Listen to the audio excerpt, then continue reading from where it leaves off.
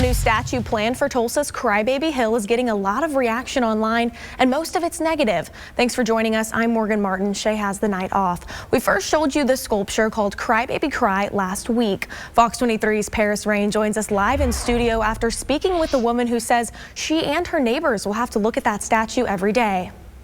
That's right, Morgan. If you haven't seen what the panel voted for, here is a statue, and it's set to be on Crybaby Hill. Now, the vice president of the Riverview Neighborhood Association, which will have a clear view of this guy, says they aren't too happy. I wish that this wasn't what we were putting in, because just, especially as living right here, just having to look at it every day. Lauren Branham is the vice president of the Riverview Neighborhood Association, which includes Crybaby Hill.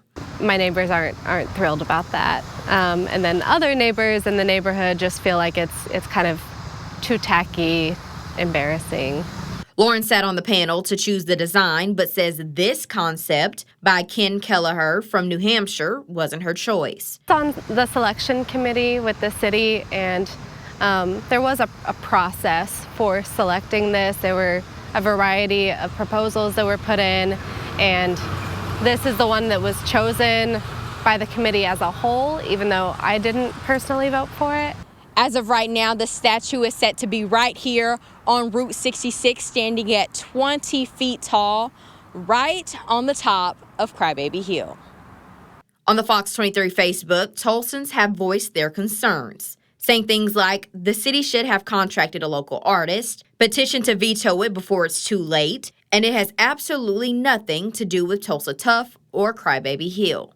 The artist made a statement on his Facebook page saying, "Crying is a universal experience and can be humorous or an expression of deep grief. We designed this sculpture to express both and add value to Tulsa tourism and want people to feel it as a gift, not something being forced on them. I want this to be a gift for the city that can symbolize vulnerability and strength.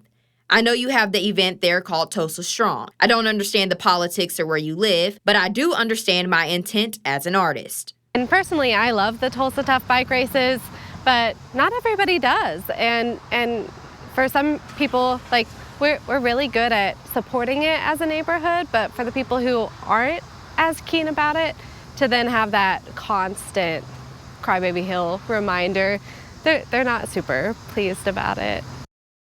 Since the controversy, the artist has deleted his Facebook page. Now, the Riverview neighborhood is set to have a meeting with the city of Tulsa next week where they will discuss their concerns. I spoke with the local artist whose design ended up coming in second place. I'm working on that part of the story for Fox 23 News at 10. Covering news that matters, I'm Paris Rain, Fox 23 News. The project is expected to cost $250,000. The money will come from Vision 2026 Route 66 funding and the city's third penny sales tax.